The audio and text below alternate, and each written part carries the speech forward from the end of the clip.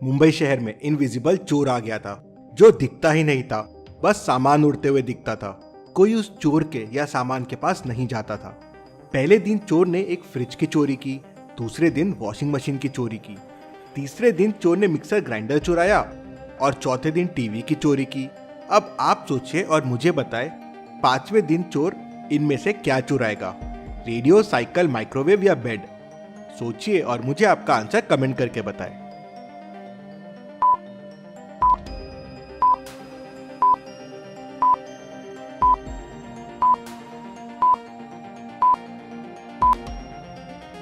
चलिए इसका आंसर देखते हैं। चोर ऑल्टरनेट डेज किचन के सामान की चोरी कर रहा था।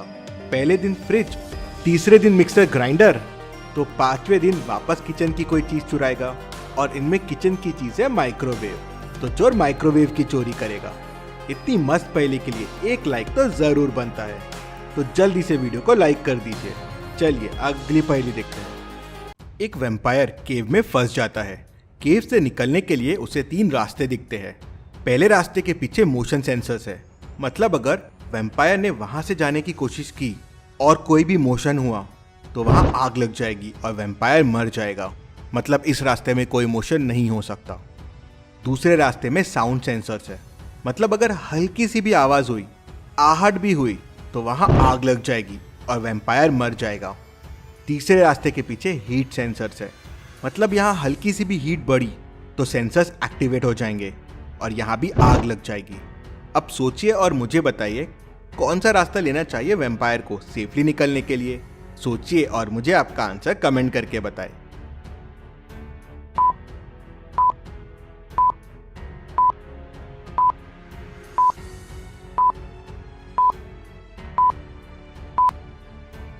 चलिए इसका आंसर देखते हैं। वैम्पायर कोल्ड ब्लडेड होते हैं, मतलब ठंडे होते हैं, तो उनके जाने से हीट सेंसर्स एक्टिवेट नहीं होंगे, तो वो तीसरे दरवाजे से आसानी से निकल सकता है। चलिए अगली पहेली देखते हैं।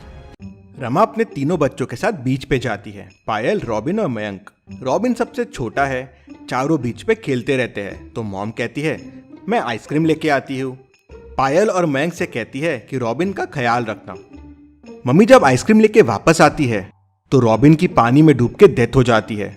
मयंक कहता है मेरा ध्यान फुटबॉल खेलने में था, मेरा रॉबिन पे ध्यान ही नहीं गया। पायल कहती है मैं तो सेल्फी लेने लग गई थी, मेरा भी ध्यान रॉबिन से हट गया था। अब आप सोचिए और मुझे बताएं किसकी गलती है रॉबिन की डेथ में। सोचिए और मुझे आपका आंसर कमेंट करके बताएं।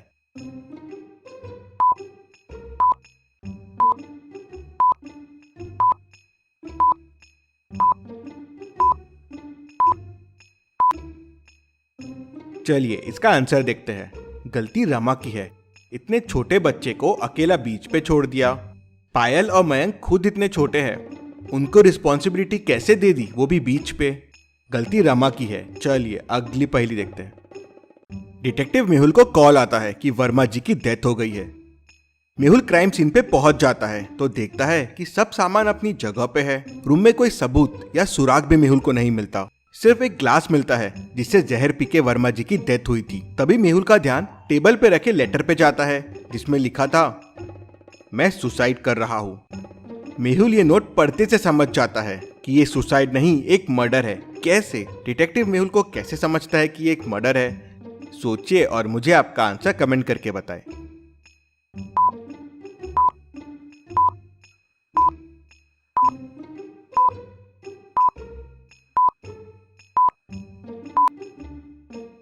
चलिए इसका आंसर देखते हैं। लेटर के बाजू रखे पेन को देखिए, वो रेड कलर का है, लेकिन लेटर तो ब्लू में लिखा हुआ है, मतलब ये लेटर किसी और ने लिख के यहाँ रखा है। उसी से मेहुल समझ जाता है कि ये एक मर्डर है। चलिए अगली पहेली देखते हैं। रमन और अश्विन दोनों भाई है। रमन बड़ा भाई है और अश्विन छोटा भाई है।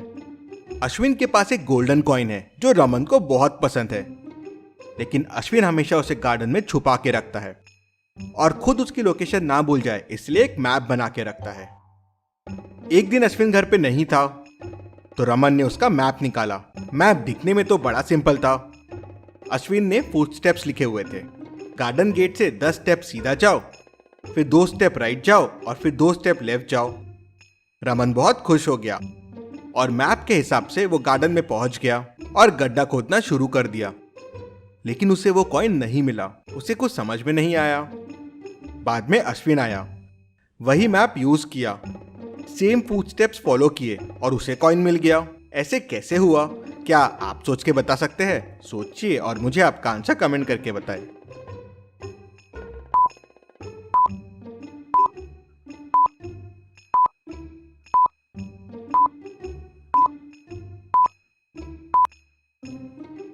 चलिए इसका आंसर देखते हैं। अश्विन छोटा है तो उसके लेग्स भी छोटे हैं, तो फुटस्टेप्स भी छोटे हैं। वही रमन बड़ा है। रमन ने अपने फुटस्टेप्स के हिसाब से कॉइन ढूंढने की कोशिश की, इसलिए वो उस तक नहीं पहुंच पाया। अश्विन ने तो मैप उसके फुटस्टेप्स के हिसाब से बनाया था, तो समझे आप। चलिए अगली पहेली देखते हैं। 6 डॉल्स को ध्यान से देखिए और मुझे बताइए कौन C double odd one out है, मतलब बाकियों से अलग है। सोचिए और मुझे आपका आंसर कमेंट करके बताइए।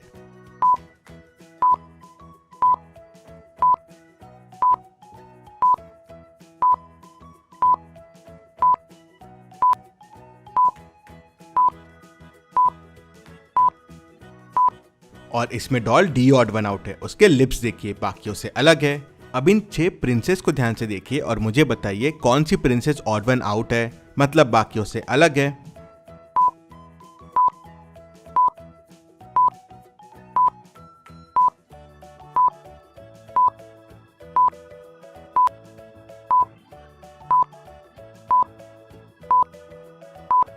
और इसमें प्रिंसेस ई ऑड वन आउट है। उसका रिबन देखिए बाकियों से अलग है। चलिए अगली पहेली देखते हैं। रात में मेहुल छत पे टहल रहा था। मेहुल को तबीयत ठीक नहीं लग रही थी। मिस्टर शर्मा के घर पे पार्टी चल रही थी, वहां काफी शोर था। तो मेहुल नीचे आ जाता है और सो जाता है। अगले दिन मेहुल को खबर मिलती है कि मिस्टर मेहरा का खून हो गया है। घर पूरा बिखरा हुआ था और शर्मा जी नीचे पड़े हुए थे। लगता है शर्मा जी और खूनी के बीच हाथापाई हुई है। मेहुल उस पार्टी में आए शर्मा जी के सारे दोस्तों को बुला लेता है। सारे दोस्त बताते हैं कि शर्मा जी ने कल रात बहुत पी ली थी और सारे मेहमानों के साथ झगड़ा किया। उसी कारण सारे दोस्त गुस्सा होकर चले गए और सभी यही कहते हैं हमने खून नहीं किया है। मेहुल सबको ध्यान से देखता है और तुरंत समझ जाता है कि खून किसने किया है, कैसे। क्या आप सोच के बता सकते हैं? सोचिए और मुझे आपका आंसर कमेंट करके बताएं।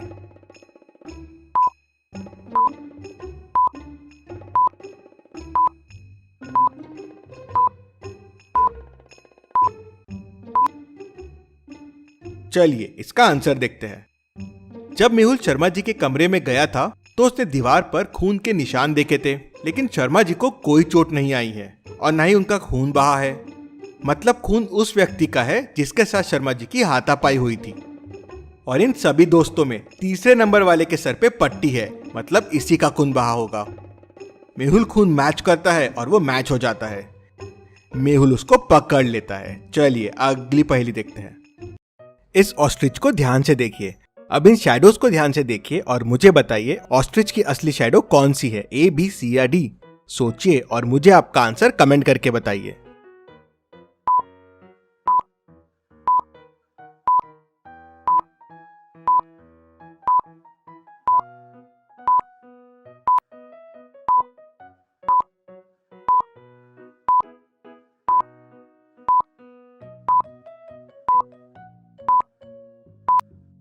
चलिए इसका आंसर देखते हैं। डी के हेयर्स नहीं है, बी के तो पीछे के फेदर्स ही बहुत ज्यादा है, सी का साइज बहुत बड़ा है, तो ऑस्ट्रिच की असली शैडो है ए। चलिए अब इस जोकर को ध्यान से देखिए और अब इन 4 शैडोज को देखिए और मुझे बताइए जोकर की असली शैडो कौन सी है, ए, बी, सी या डी। सोचिए और जल्दी से आपका आंसर कमेंट कर दीजिए।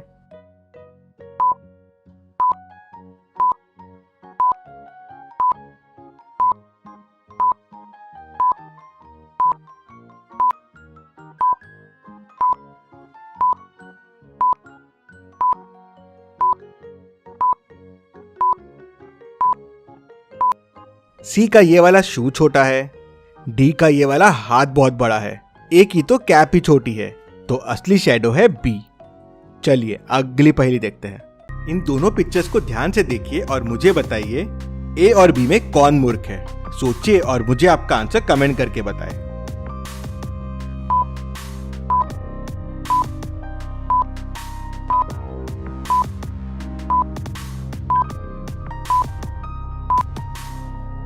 चलिए इसका आंसर देखते हैं। इसमें बी मूर्ख है। अगर बी ने इसको किक मारा तो वो खुद भी गिर जाएगा, क्योंकि वो दोनों एक दूसरे को बैलेंस कर रहे हैं। ऐसी और पहेलियों के लिए चैनल को सब्सक्राइब करके बेल आइकन प्रेस कर दीजिए। Thank you.